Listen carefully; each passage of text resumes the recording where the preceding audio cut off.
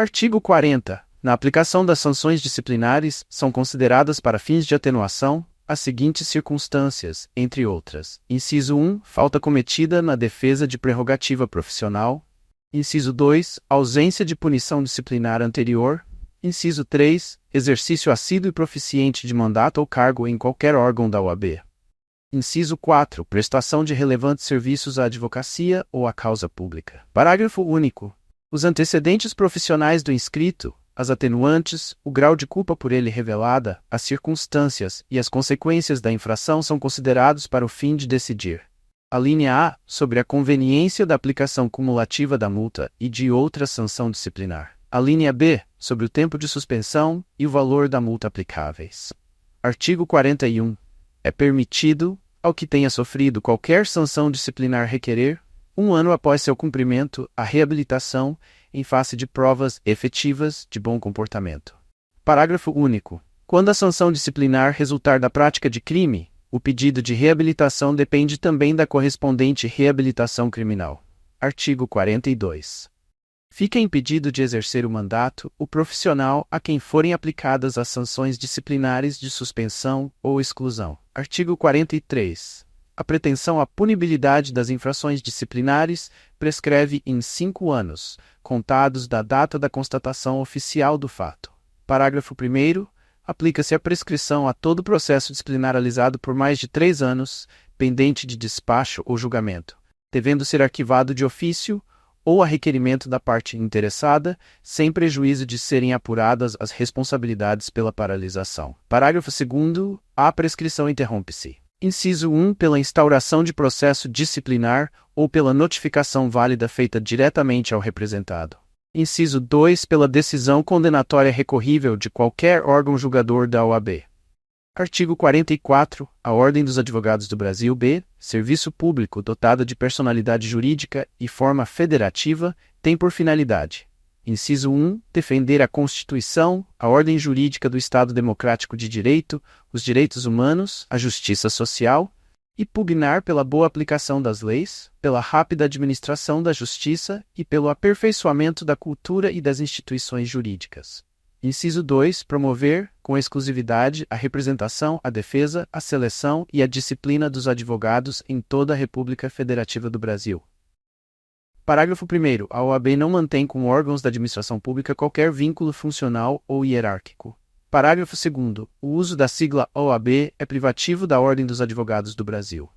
Artigo 45. São órgãos da OAB: inciso 1. O Conselho Federal. Inciso 2. Os Conselhos Seccionais. Inciso 3. As subseções. Inciso 4. As caixas de assistência dos advogados. Parágrafo 1º. O Conselho Federal, dotado de personalidade jurídica própria, com sede na capital da República, é o órgão supremo da OAB. Parágrafo 2º. Os Conselhos Seccionais, dotados de personalidade jurídica própria, têm jurisdição sobre os respectivos territórios dos Estados-membros, do Distrito Federal e dos territórios. Parágrafo 3º. As subseções são partes autônomas do Conselho Seccional, na forma desta lei e de seu ato constitutivo. Parágrafo 4º. As caixas de assistência dos advogados dotadas de personalidade jurídica própria são criadas pelos conselhos seccionais, quando estes contarem com mais de 1.500 inscritos. Parágrafo 5º. A OAB, por constituir serviço público, goza de imunidade tributária total em relação a seus bens, rendas e serviços. Parágrafo 6º.